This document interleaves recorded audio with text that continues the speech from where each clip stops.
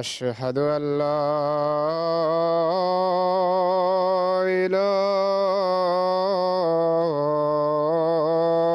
إلا الله. أشهد أن لا إله إلا الله. أشهد أن محمدًا رسول الله.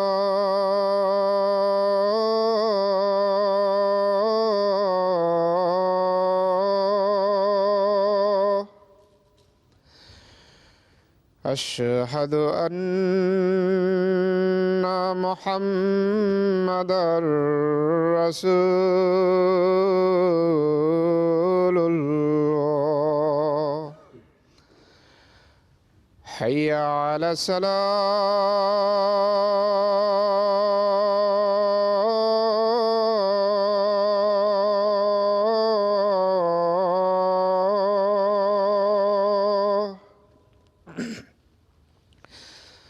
حي على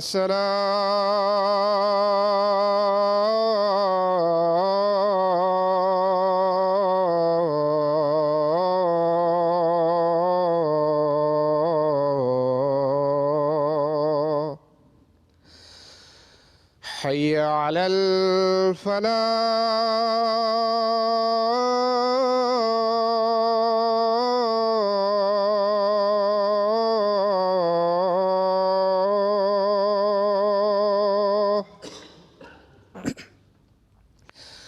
حي على الفلاح.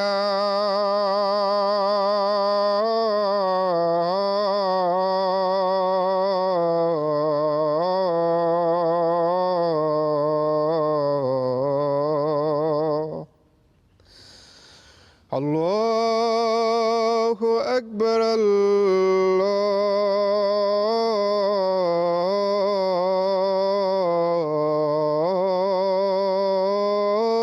الله أكبر.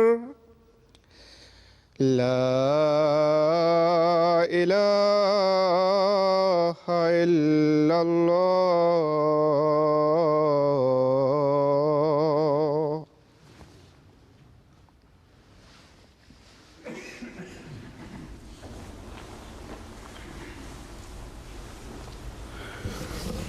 السلام عليكم ورحمة الله.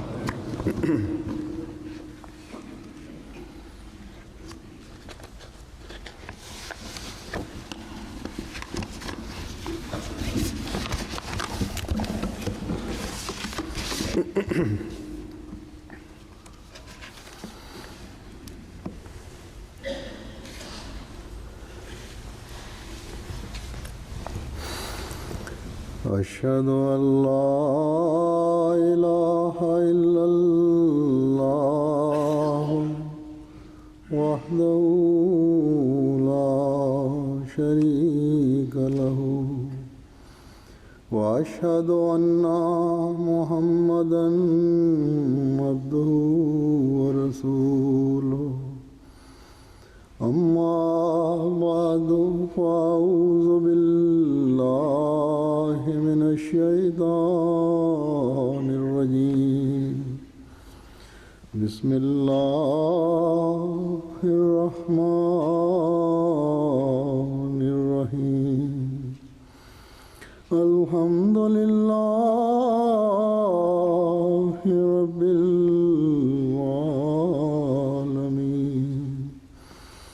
الرحمن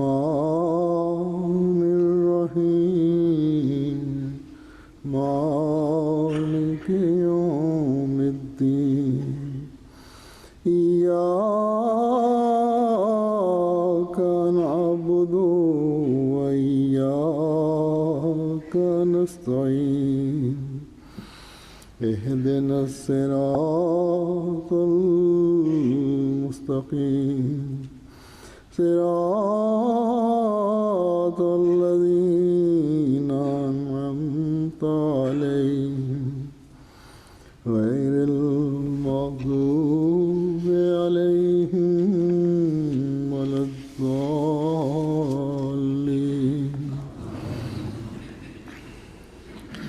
الذين آتيناهم الكتاب يتلونه حق تلاوته أولئك يؤمنون به ومن يكفر به فأولئك هم الخاسرون.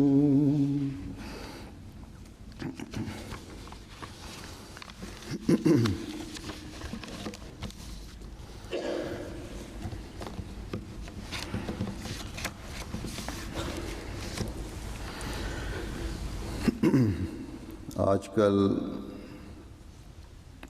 ماشاءاللہ جہاں رمضان کی وجہ سے مسجدوں میں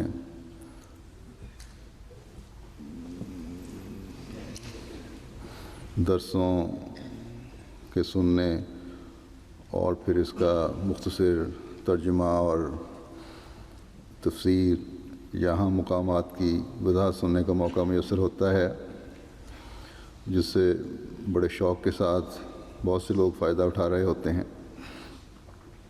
اور پھر تراویح میں، نماز تراویح میں قرآن کریم کا دور مکمل ہو رہا ہوتا ہے اور خاصی تعداد اس سے بھی فائدہ اٹھاتی ہے.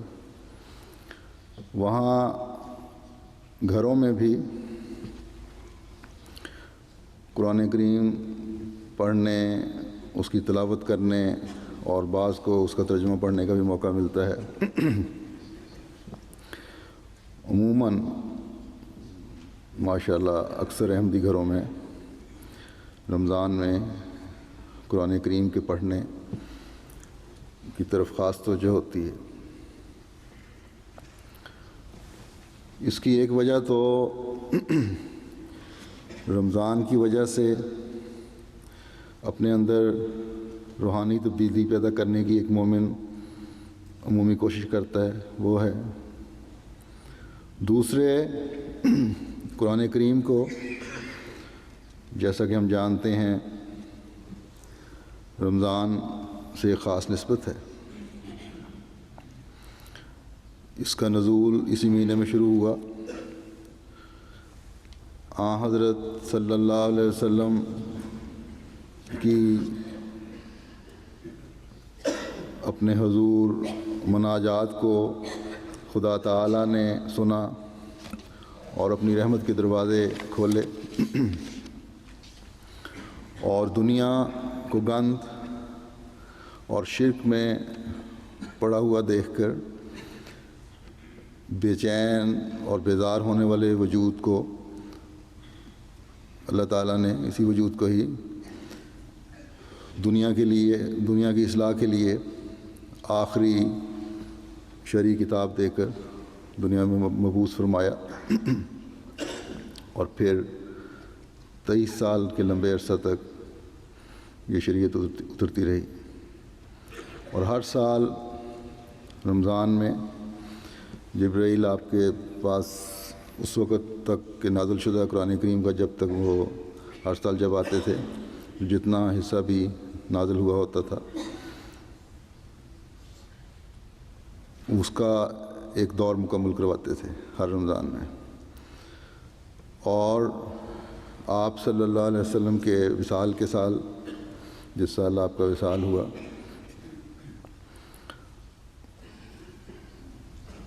اس سال کا جو رمضان تھا، اس سال میں جب کہ شریعت مکمل اور کامل ہو چکی تھی قرآن کریم کے دو دفعہ قرآن کریم ختم کروایا جبرائیل نے. بس یہ سنت ہے جس کو مومن جاری رکھتے ہیں، اور کم از کم 1 یا 2 دفعہ رمضان میں قرآن کریم کا دور مکمل کرتے ہیں، ختم کرتے ہیں، پڑھتے ہیں. اور جن کو توفیق ہو وہ 2 دفعہ سے زیادہ بھی پڑھ لیتے ہیں. لیکن اتنی جلدی بھی نہیں پڑھنا چاہیے کہ سمجھ ہی نہ آئے کہ کیا پڑھ رہے ہیں. حضرت صلی اللہ علیہ وسلم کے صحابہ جو اہل زبان تھے، عرب تھے، ان کو بھی حضرت صلی اللہ علیہ وسلم نے فرمایا کہ جس نے 3 دن سے کم عرصے میں قرآن کریم کو ختم کیا، اس نے قرآن کریم کا کچھ بھی نہیں سمجھا. ایک روایت میں 7 دن کا بھی ذکر آتا ہے. تو صحابہ کی بھی جو اپنی استعداد تھی ہر ایک کی، اس کے مطابق آپ حکم دیا کرتے تھے، ارشاد فرمایا کرتے تھے، نصیحت فرمایا کرتے تھے. بہرحال بنیادی مقصد یہی ہے کہ قرآن کریم کی تلاوت کرو، اس کے مطالب پر غور کرو، اس کی تعلیمات پر غور کرو، ان کو اپنی زندگیوں کا حصہ بناؤ. اگر اس طرح قرآن کریم کی تلاوت نہیں کر رہے تو اس کا کوئی فائدہ نہیں. صحابہ نے اس نقطے کو خوب سمجھا کہ قرآن کریم کو کس طرح پڑھنا ہے. اسی لیے خدا تعالیٰ نے قرآن کریم میں ان کی تلاوت کا حق ادا کرنے کی گواہی دی، جیسا کہ اس آیت میں جس کی میں نے تلاوت کی ہے اللہ تعالیٰ نے فرمایا ہے کہ وہ لوگ جن کو ہم نے کتاب دی وہ اس کی ویسی ہی تلاوت کرتے ہیں جیسا کہ اس کی تلاوت کا حق ہے، اور یہی وہ لوگ ہیں جو در حقیقت اس پر ایمان لاتے ہیں، اور جو کوئی بھی اس کا انکار کرے بس وہی ہیں جو گھاٹا پانے والے ہیں. تو یہ تھے وہ لوگ جن کو حضرت صلی اللہ علیہ وسلم نے اپنی قوت قدسی اور اس کتاب کے ذریعے سے نہ صرف انسان بنایا بلکہ عبادت گزار اور باخدا انسان بنایا. یہ تلاوت کا حق وہ کس طرح ادا کیا کرتے تھے؟ کیا صرف پڑھ لینے سے ہی یہ حق ادا ہو جاتا ہے؟ نہیں، بلکہ اس کے بھی کچھ لوازمات ہیں، اس کے لیے بھی کچھ شرطیں ہیں جن کو پورا کرنا ضروری ہے. پہلی بات تو یہ ہے کہ جس طرح رمضان میں آج کل ہم میں سے ہر کوئی صبح جلدی اٹھتا ہے اور نفل ادا کرتا ہے، پھر سحری کھاتا ہے روزہ رکھنے کے لیے، اور پھر نماز کے لیے جاتا ہے. تو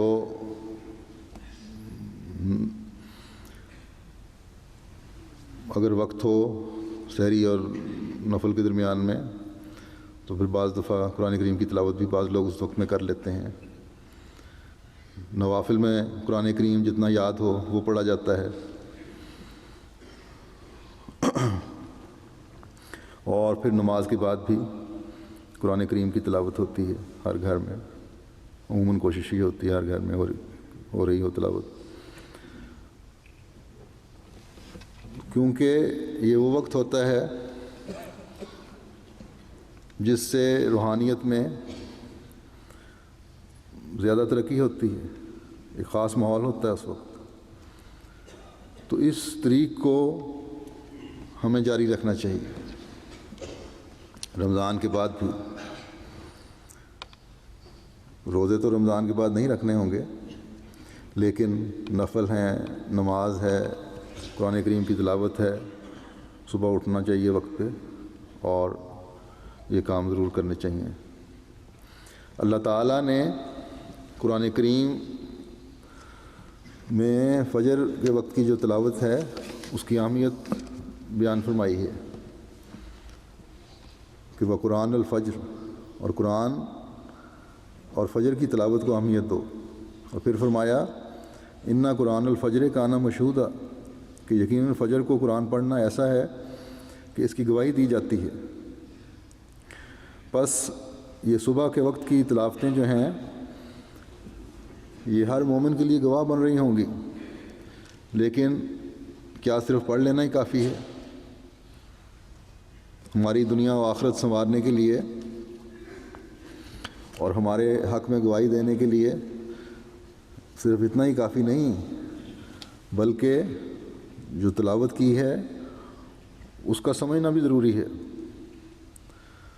تبھی تو حضرت صلی اللہ علیہ وسلم نے اپنے ایک صحابی عبداللہ بن عمر رضی اللہ تعالیٰ عنہ کو فرمایا تھا، میں نے ضمن پہلے بھی ذکر کیا تھا، لیکن تفصیلی حدیث یہ کہ آپ نے فرمایا کہ قرآن کریم کی تلاوت 1 ماہ میں مکمل کیا کرو، تاکہ آہستہ آہستہ جب پڑھو گے غور کرو گے، سمجھو گے، گہرائی میں جا کر اس کے مختلف معنی پر تم پر ظاہر ہوں گے۔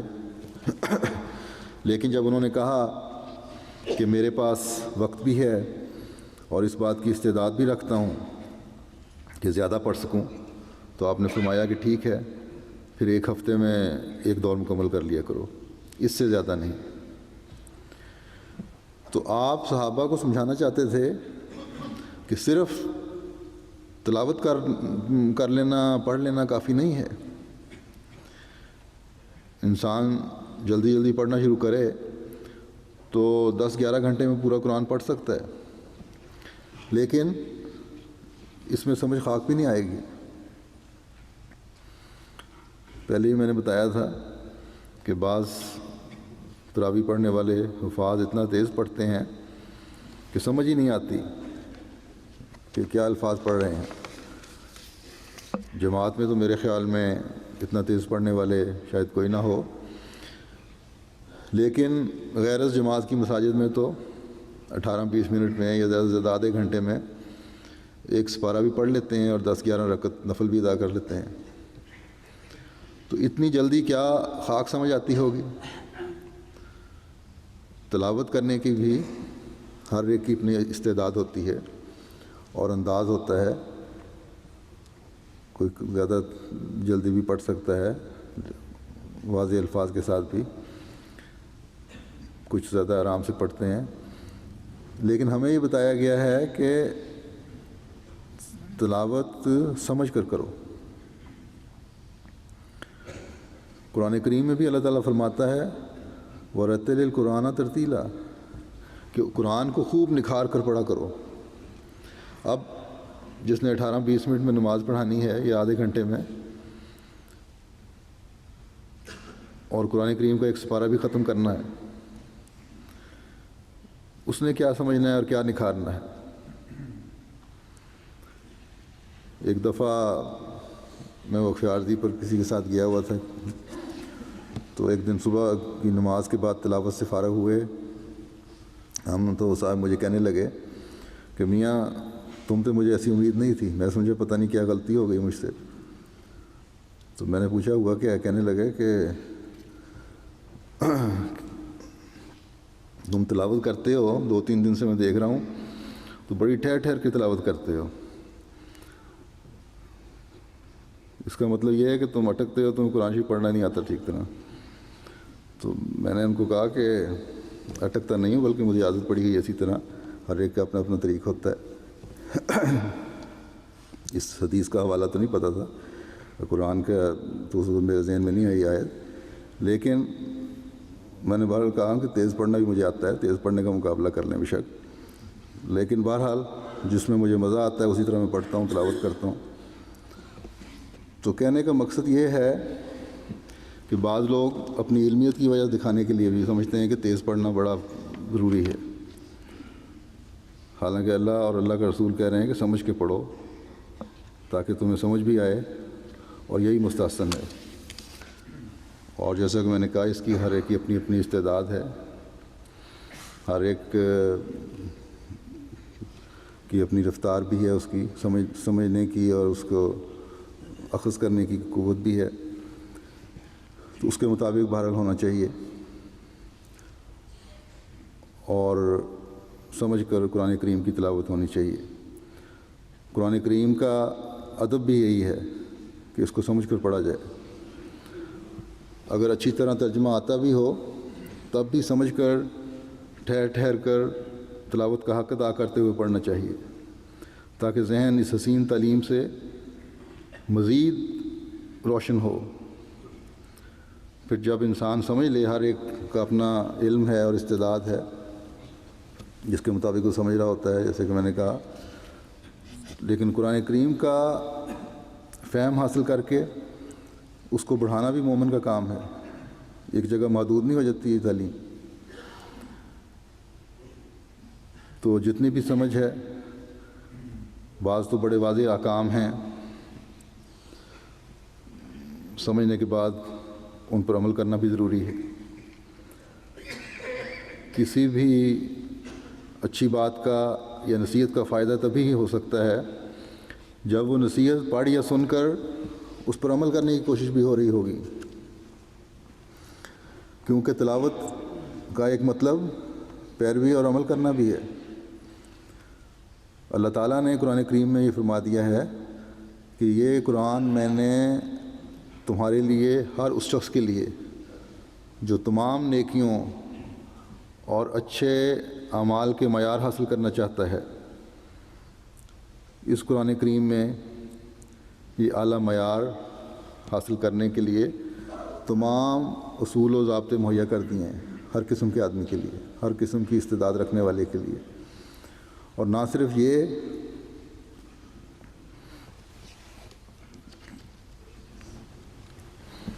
کہ جیسا کہ میں نے کہا کسی خاص آدمی کے لیے رکھے ہیں، ہر طبقے اور ہر معیار کے آدمی کے لیے رکھے ہیں. اور اس میں ہر آدمی کے لیے نصیحت ہے، ہر آدمی کے لیے نصیحت ہے، اپنی استعداد کے مطابق اس کو سمجھ لے. فرمایا کہ وَلَقَدْ يَسَّرْنَا الْقُرْآنَ لِلذِّكْرِ فَهَلْ مِن مُدَّكِرٍ، اور یقیناً ہم نے قرآن کو نصیحت کی خاطر آسان بنا دیا ہے، پس کیا ہے کوئی نصیحت پکڑنے والا؟ بس اب یہ ہمارے پر ہے کہ ہم اس تعلیم کو کس حد تک اپنے پر لاگو کرتے ہیں اور اس کی تعلیمات سے نصیحت پکڑتے ہیں. بس آج ہر احمدی کا فرض ہے کہ اس رمضان میں اس نصیحت سے پر کلام کو، جیسا کہ ہمیں اس کے زیادہ سے زیادہ پڑھنے کی توفیق مل رہی ہے، اپنی زندگیوں پر لاگو بھی کریں. اس کے ہر کرنے والے حکم پر عمل کریں جس کی ہمیں حکم دیا گیا ہے کہ اس پر عمل کرو، اس پر عمل کریں. اور جن باتوں کی منائی گئی ہے، جن باتوں سے روکا گیا ہے، ان سے روکیں، ان سے بچیں.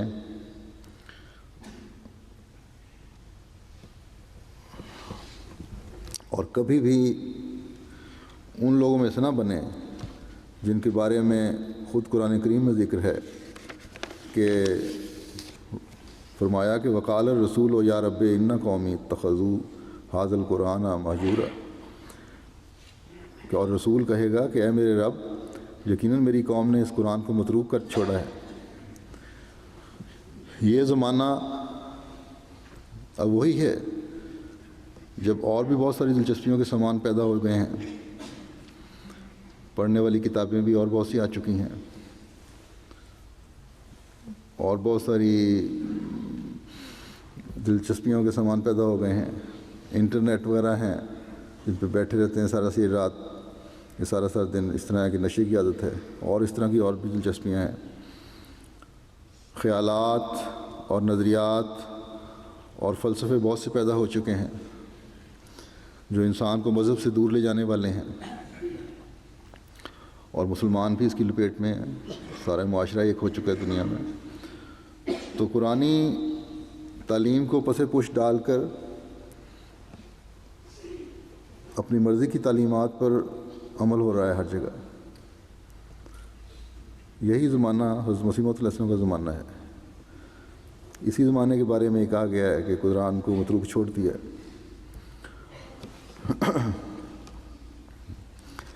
تو حضرت مسیح موعود علیہ السلام ہی ہیں جنہوں نے قرآن کریم کی اس متروک شدہ تعلیم کو دنیا میں دوبارہ رائج کرنا ہے، اور آپ نے یہ کر کے رائج کرنا تھا بھی، اور آپ نے یہ کر کے دکھایا بھی ہے. آج ہماری ذمہ داری ہے، ہم احمدیوں کی، ہر احمدی کی ذمہ داری ہے کہ وہ قرآن کی تعلیم پر نہ صرف عمل کرنے والا ہو، اپنے پر لاگو کرنے والا ہو، بلکہ آگے بھی پھیلائے، اور حضرت مسیح موعود علیہ الصلوۃ والسلام کے مشن کو آگے بڑھائے. اور کبھی بھی یہ آیت جو میں نے اوپر پڑھی ہے کسی احمدی کو اپنی لپیٹ میں نہ لے. ہمیشہ حضرت مسیح موعود علیہ الصلوۃ والسلام کا یہ فکرہ ہمارے ذہن میں ہونا چاہیے کہ جو لوگ قرآن کو عزت دیں گے وہ آسمان پر عزت پائیں گے. ہم ہمیشہ قرآن کے ہر حکم اور ہر لفظ کو عزت دینے والے ہوں، اور عزت اس وقت ہوگی جب ہم اس پر عمل کر رہے ہوں گے. اور جب ہم اس طرح کر رہے ہوں گے تو قرآن کریم ہمیں ہر پریشانی سے نجات دلانے والا اور ہمارے لیے رحمت کی چھتری ہوگا.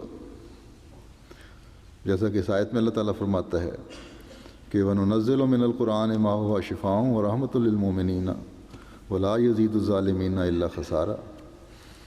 اور ہم قرآن میں سے وہ نازل کرتے ہیں جو شفا ہے اور مومنوں کے لیے رحمت ہے، اور وہ ظالموں کو گھاٹے کے سوا کسی اور چیز میں نہیں بڑھاتا. بس ہمیں چاہیے کہ قرآن کریم کی تلاوت کرتے ہوئے تمام اوامر و نواہی کو سامنے رکھیں اور اس تعلیم کے مطابق عمل کرنے کی کوشش کریں، اس کو اپنی زندگیوں کا حصہ بنائیں. تبھی ہم روحانی اور جسمانی شفا پانے والے بھی ہوں گے، اور قرآن کریم ہمارے لیے رحمت کا باعث بھی ہوگا. اور عمل نہ کرنے والے تو ظالم ہیں، اور ان کے لیے تو سوائے گھاٹے کچھ ہے ہی نہیں. جیسا قرآن شریف نے فرمایا ان کی تو آنکھ ہی اندھی ہے، تو ان کو تو قرآن کریم کوئی فائدہ نہیں دے سکتا. اسلام کے خلاف بہت ساری کتابیں لکھی جاتی ہیں، بعض گو کہ مسلمان نہیں ہیں، عیسائی ہیں، لیکن اچھی بات حق میں بھی باتیں لکھ دیتے ہیں. ایک آن وسلم کی سیرت پہ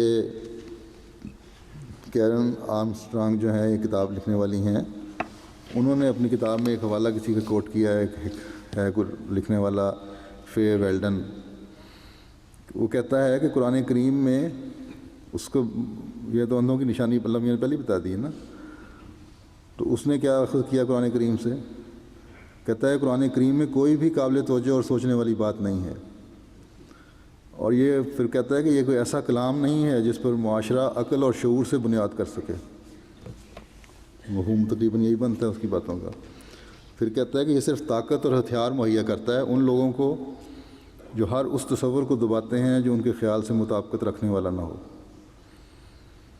اور پھر آگے اسی طرح لکھتا ہے کہ اس کا نفس مضمون محدود ہے اور محدود کرنے والا ہے سوچوں کو.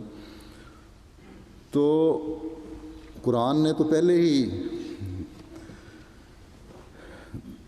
دعویٰ کر دیا ہے ایسے لوگوں کے بارے میں، اور ان لوگوں کے بارے میں جنہوں نے ہدایت پانی ہے، کہ یہ تو ہدایت ان کو دیتا ہے جن کے دل میں کوئی نیکی ہو یا نیکی کی طرف جانے کا رجحان ہو. شروع میں فرما دیا ہے ہدی للمتقین. تو ہر ایک تقویٰ کا جو پہلے مسلمان نہیں بھی ہوا اس کا اپنا ایک تقویٰ کا معیار ہے کہ ہر قسم کی تعصب سے پاک ہو کے دیکھے چیزوں کو، یہ بھی ایک تقویٰ کی قسم ہے. تو یہ تو متقیوں کے لیے جو صاف ذہن رکھتے ہیں ان کے لیے ہدایت ہے اس میں. تو جس نے دیکھنا ہی تعصب کی نظر سے ہے اس کے لیے تو قرآن نے خود ہی کہہ دیا ہے کہ ان کو کبھی ہدایت نہیں دے گا، بلکہ فرمایا کہ یہ متعصب لوگ جو اسلام کی دشمنی میں باتیں کرتے ہیں یہ تو ظالم لوگ ہیں، اور قرآن کریم میں ان کے لیے سوائے گھاٹے کے اور کچھ نہیں ہے، جیسے کہ فرمایا ہے کہ ولا یزید الظالمین الا خسارہ، کہ وہ ظالموں گھاٹے کے سوا کسی چیز میں نہیں بڑھاتا۔ بس اب یہ احمدی کا فرض ہے کہ اس زمانے میں قرآن کریم کی تلاوت کو بھی اور اس پر عمل کر کے بھی اپنی زندگیوں کا مستقل حصہ بنائیں، تاکہ اس عمل سے، ہر احمدی کے عمل سے، ان ظالموں کے منہ جو ہیں وہ خود بخود بند ہوتے چلے جائیں۔ حضرت مسیح موعود علیہ الصلوۃ والسلام فرماتے ہیں کہ قرآن شریف پر تدبر کرو، اس میں سب کچھ ہے، نیکیوں اور بدیوں کی تفصیل ہے اور آئندہ زمانے کی خبریں ہیں وغیرہ۔ بخوبی سمجھ لو کہ یہ وہ مذہب پیش کرتا ہے جس پر کوئی اعتراض نہیں ہو سکتا، کیونکہ اس کے برکات اور ثمرات تازہ بتازہ ملتے ہیں۔ انجیل میں مذہب کو کامل طور پر بیان نہیں کیا گیا، اس کی تعلیم اس زمانے کے حسب حال ہو تو ہو، لیکن وہ ہمیشہ اور ہر حالت کے موافق ہرگز نہیں۔ یہ فخر قرآن مجید ہی کو ہے کہ اللہ تعالیٰ نے اس میں ہر مرض کا علاج بتا دیا ہے اور تمام قوا کی تربیت فرمائی ہے، اور جو بدی ظاہر کی ہے اس کے دور کرنے کا طریق بھی بتایا ہے۔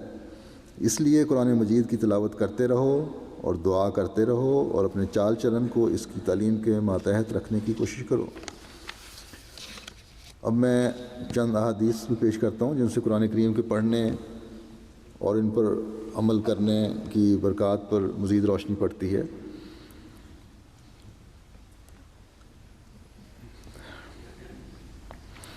عبداللہ بن مسعود سے رضی اللہ تعالیٰ عنہ سے ایک روایت ہے کہ رسول اللہ صلی اللہ علیہ وسلم نے فرمایا کہ جس نے قرآن کا ایک حرف بھی پڑھا اس کو اس کے پڑھنے کی وجہ سے ایک نیکی ملے گی، اور اس ایک نیکی سے 10 اور نیکیاں ملیں گی۔ پھر فرمایا کہ میں نہیں کہتا کہ الف لام میم ایک حرف ہے، بلکہ الف ایک حرف اور لام ایک حرف اور میم ایک حرف ہے۔ پھر ایک اور روایت میں حضرت عائشہ بیان کرتی ہیں رضی اللہ تعالیٰ عنہ کہ رسول اللہ صلی اللہ علیہ وسلم نے فرمایا کہ وہ شخص جو قرآن کریم کی تلاوت کرتا ہے اور اس میں عبور رکھتا ہے، اچھی طرح پڑھتا ہے، اور وہ فرما بردار اور معزز سفر کرنے والوں کے ساتھ ہوگا، اس کو مقام ملے گا۔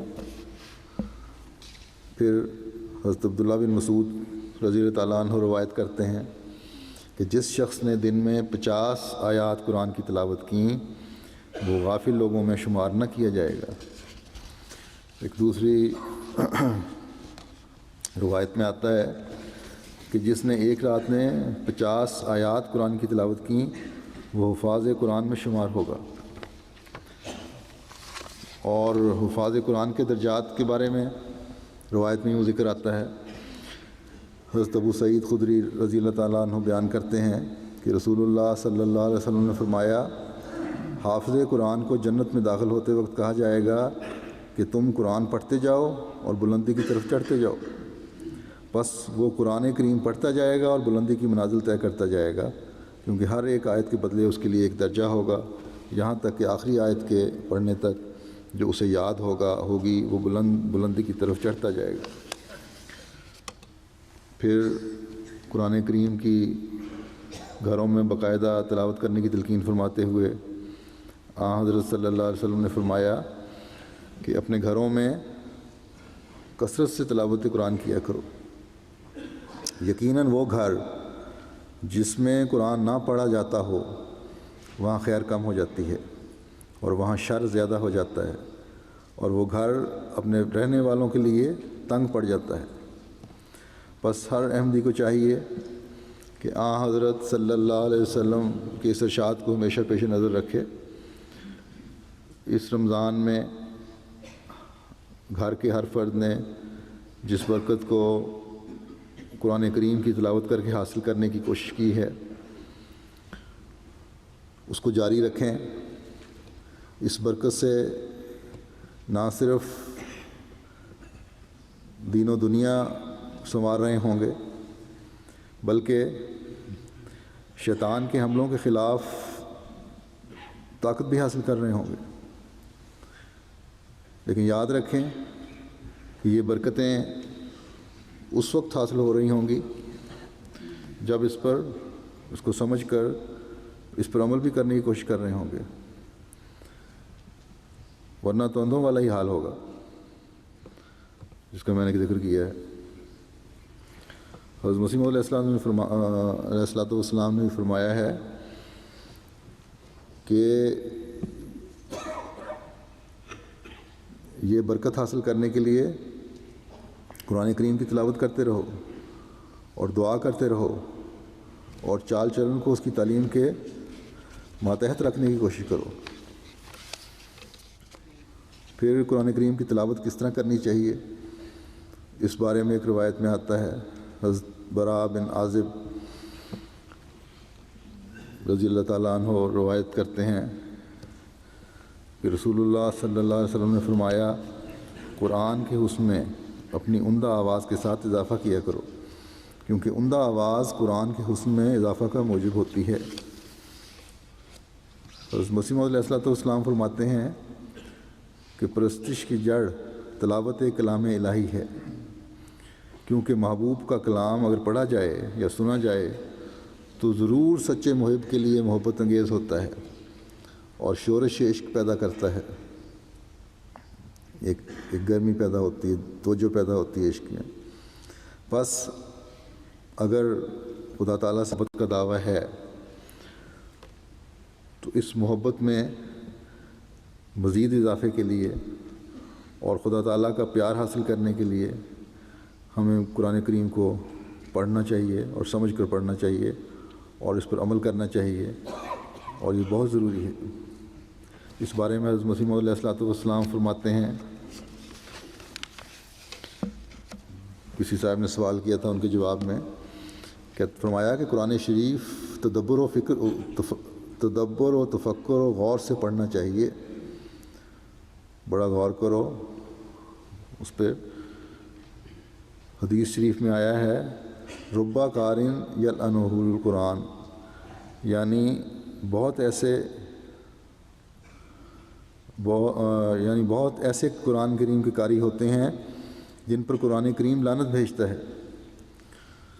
جو شخص قرآن پڑھتا اور اس پر عمل نہیں کرتا اس پر قرآن مجید لعنت بھیجتا ہے۔ تلاوت کرتے وقت جب قرآن کریم کی آیت رحمت پر گزر ہو تو وہاں خدا تعالیٰ سے رحمت طلب کی جاوے، اور جہاں کسی قوم کے عذاب کا ذکر ہو تو وہاں خدا تعالیٰ کے عذاب سے خدا تعالیٰ کے آگے پناہ کی درخواست کی جاوے، اور تدبر و غور سے پڑھنا چاہیے اور اس پر عمل کیا جاوے۔ تو یہ ہے قرآن کریم پڑھنے کا طریق۔ پھر حضرت مسیح علیہ السلام فرماتے ہیں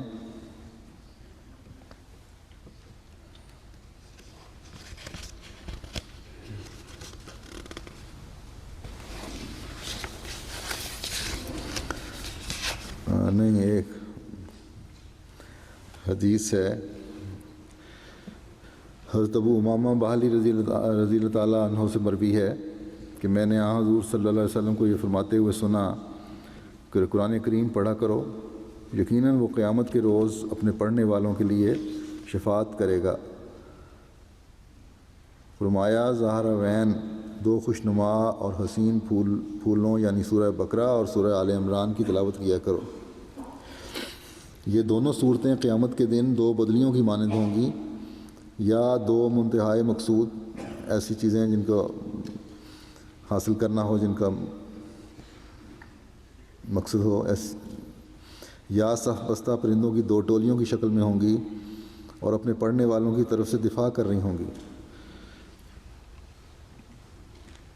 ان کے حق میں بیان کر رہی ہوں گی۔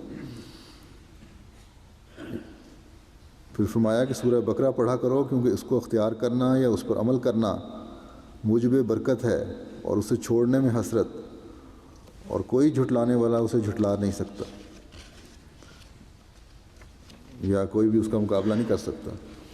تو یہی ہے کہ سورہ بقرہ والے عمران میں جو مضمون ہیں ان کو سمجھو، پڑھو، اس کی تلاوت کرو، اس پہ عمل کرو تو بہت ساری باتیں حاصل ہو جاتی ہیں اس سے۔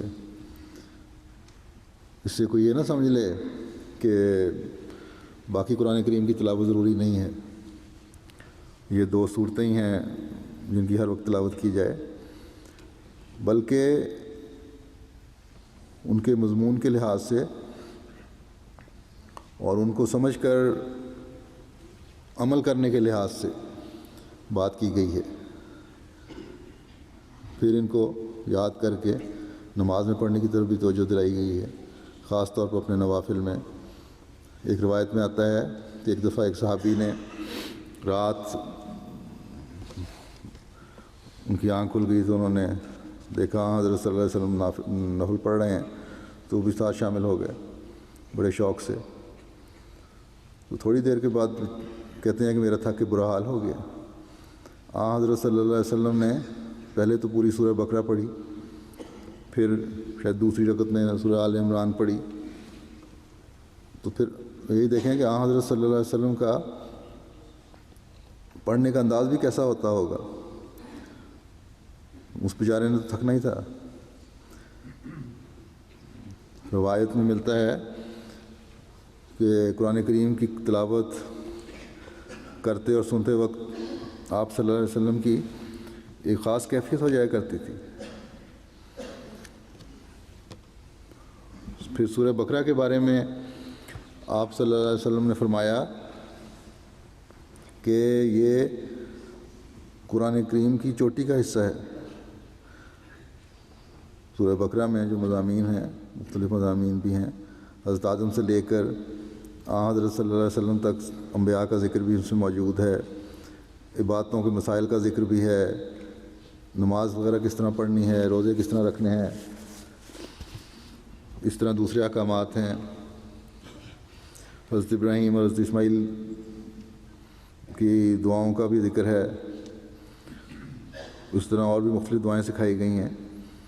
پھر آل عمران میں بھی مختلف مضامین ہیں، عیسائیت کے بارے میں بھی، حضرت عیسیٰ کے بارے میں بھی، آن وسلم کی جنگوں وغیرہ کے، جنگ بدر کے بارے میں اور دوسری جنگوں میں۔ تو یہ مختلف قسم کے مضامین کا خزانہ ہے ان میں۔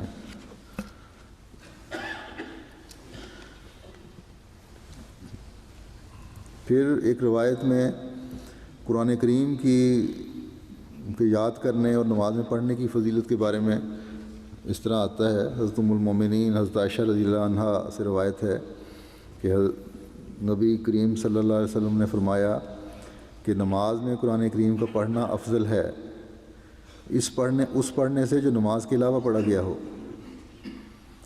جو نماز میں قرآن کریم پڑھا جاتا ہے وہ اس سے زیادہ افضل ہے جو عام حالات میں پڑھا جائے، اور نماز کے علاوہ قرآن کریم پڑھنا خدا تعالیٰ کی پاکیزگی اور بڑائی بیان کرنے سے زیادہ افضل ہے، اور جو دوسرے ذکر ہیں ان کی نسبت قرآن کریم پڑھنا زیادہ افضل ہے، اور خدا تعالیٰ کی پاکیزگی بیان کرنا صدقہ کرنے سے زیادہ افضل ہے۔ یہ ذکر جو ہیں یہ بھی بہت زیادہ کرنے والے اور سوچ سمجھ کے کرنے والے بعض دفعہ صدقے سے بھی زیادہ افضل ہیں۔ اور فرمایا کہ صدقہ کرنا روزے سے زیادہ افضل ہے، اور روزہ آگ سے بچنے کے لیے ڈھال ہے۔ تو کتنی فضیلت ہے قرآن کریم کو یاد کرنا اور پھر نماز میں پڑھنا، کیونکہ نماز میں ایک خاص کیفیت ہوتی ہے، اس لیے تلاوت کرتے وقت ایک ایک لفظ پر ایک مومن زیادہ غور کر رہا ہوتا ہے، اور جہاں جہاں انذار ہوں، جہاں بشارتیں ہوں، ان آیات پر استغفار اور حمد کی توفیق مل رہی ہوتی ہے، ایک خاص کیفیت طاری ہوتی ہے۔ یہ احساس ہوتا ہے کہ میں اللہ تعالیٰ کے سامنے کھڑا ہوں، کہ نماز کے بارے میں تو یہی آیا نا کہ سوچ کر نماز پڑھو کہ میں خدا کے سامنے کھڑا ہوں، مجھے دیکھ رہا ہے۔ اسی لیے فرمایا کہ نماز میں قرآن کریم پڑھنا سب سے افضل ہے۔ دوسرے یہ فائدہ بھی ہے کہ زیادہ سے زیادہ قرآن کریم یاد کرنے کی طرف توجہ ہی پیدا ہوگی، اس لیے یہ ایک علیحدہ برکت ہے۔ لیکن بہرحال فرمایا کہ ویسے تلاوت کرنا بھی بہت ساری نیکیوں سے زیادہ افضل ہے۔ حضرت مسیح موعود علیہ الصلوۃ والسلام فرماتے ہیں کہ قرآن مجید ایک ایسی پاک کتاب ہے جو اس وقت دنیا میں آئی تھی جب کہ بڑے بڑے فساد پھیلے ہوئے تھے اور بہت سی اعتقادی اور عملی غلطیاں رائج ہو گئی تھیں، اور قریباً سب کے سب لوگ بدعمالیوں اور عقیدگیوں کے نگہدار تھے۔ اس کی طرف اللہ جل شانہ قرآن مجید میں اشارہ فرماتا ہے کہ ظاہر الفساد و فی البر والبحر، یعنی تمام لوگ، کیا اہل کتاب اور کیا دوسرے، سب کے سب بد عقیدگیوں میں مبتلا تھے اور دنیا میں فساد عظیم برپا تھا۔ غرض ایسے زمانے میں خدا تعالیٰ نے تمام عقائد باطلہ کی تردید کے لیے قرآن مجید جیسی کامل کتاب ہماری ہدایت کے لیے بھیجی، جس میں کل مذاہب باطلہ کا رد موجود ہے، اور خاص کر سورہ فاتحہ میں جو 5 وقت ہر نماز کی ہر رکعت میں پڑھی جاتی ہے، اشارے کے طور پر کل عقائد کا ذکر ہے۔ پھر آپ فرماتے ہیں تمہارے لیے ایک ضروری تعلیم یہ ہے کہ قرآن شریف کو مہجور کی طرح نہ چھوڑ دو، کہ تمہاری اسی میں زندگی ہے۔ جو لوگ قرآن کو عزت دیں گے وہ آسمان پر عزت پائیں گے۔ جو لوگ ہر ایک حدیث اور ہر ایک قول پر قرآن کو مقدم رکھیں گے ان کو آسمان پر مقدم رکھا جائے گا۔ نوع انسان کے لیے روئے زمین پر اب کوئی کتاب نہیں مگر قرآن، اور تمام آدم زادوں کے لیے اب کوئی رسول اور شفیع نہیں مگر محمد مصطفیٰ صلی اللہ علیہ وسلم۔ فرمایا میں سچ سچ کہتا ہوں کہ اگر قرآن شریف سے اعراض سوری یا مانوی نہ ہو، نہ ظاہری طور پر نہ معنوں کے لحاظ سے جو بھی تعلیم دی گئی اس پر عمل ہو، تو اللہ تعالیٰ اس میں اور اس کے غیروں میں فرقان رکھ دیتا ہے، ایک فرق ظاہر کر دیتا ہے۔ اللہ تعالیٰ پر کامل یقین اور ایمان پیدا ہوتا ہے، اس کی قدرتوں کے عجائبات وہ مشاہدہ کرتا ہے، اس کی معرفت بڑھتی ہے، اس کی دعائیں قبول ہوتی ہیں، اور اس کو وہ حواس اور قوات دیے جاتے ہیں کہ وہ ان چیزوں اور اسرار قدرت کو مشاہدہ کرتا ہے جو دوسرے نہیں دیکھتے۔ وہ ان باتوں کو سنتا ہے کہ اوروں کو ان کی خبر نہیں۔ تو دعاؤں کی قبولیت کے لیے بھی قرآن کریم کا سیکھنا، پڑھنا، یاد کرنا ضروری ہے۔ اللہ کرے کہ ہم نے رمضان کے گزشتہ دنوں میں 17 روزے شد گزر گئے، آج قرآن کریم کے پڑھنے سے جو فیض پایا ہے اس سے بڑھ کر رمضان کے یہ بقیہ دن رہ گئے ہیں تھوڑے سے، ان دنوں میں یہ فیض حاصل کرنے کی کوشش کریں، اس کو پڑھیں، سمجھیں اور اس پر عمل کریں۔ اور یہ تبھی ممکن ہے جب ہم روزانہ اپنا جائزہ لیں اور لیتے رہیں کہ ہر روز ہم نے اس سلسلے میں کیا ترقی کی ہے، اور پھر یہ بھی ارادہ کریں کہ رمضان کے آخری دنوں تک جو ہم نے قرآن کریم سے حاصل کیا ہے اس کو اب باقاعدہ اپنی زندگی کا حصہ بنانا ہے۔ یہ تلاوت کی عادت جو ہمیں رمضان میں پڑ گئی ہے اس کو رمضان کے بعد بھی جاری رکھنا ہے، اس کو سمجھنے اور اس پر عمل کرنے کی کوشش ہم نے رمضان کے بعد بھی عام دنوں میں بھی کرنی ہے۔ اپنے گھروں کی بھی نگرانی کرنی ہے، ہمارے بیوی بچے جو ہیں وہ بھی اسی طرح عمل کر رہے ہیں کہ نہیں، وہ بھی تلاوت کر رہے ہیں کہ نہیں، جس طرح آج کل ہوتا ہے۔ اللہ تعالیٰ ہم سب کو اس کی توفیق دے کہ ہم قرآن کریم کے برکات سے فیض پانے والے ہوں اور ہمیشہ فیض پاتے چلے جائیں۔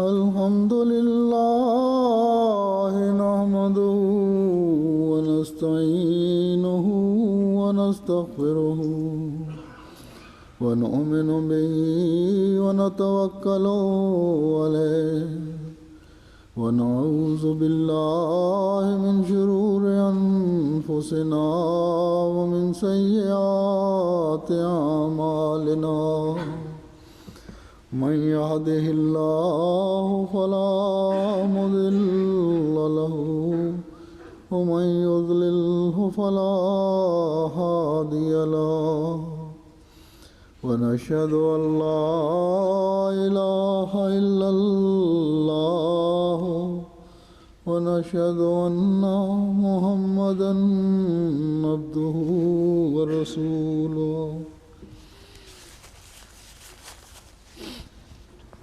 عباد الله رحمكم الله إن الله يأمر بالعدل والإحسان وإيتاء ذي القربى وينهى عن الفحشاء والمنكر والبغي يعظكم لعلكم تذكرون اذكروا الله يذكركم وادعوه يستجب لكم ولذكر الله أكبر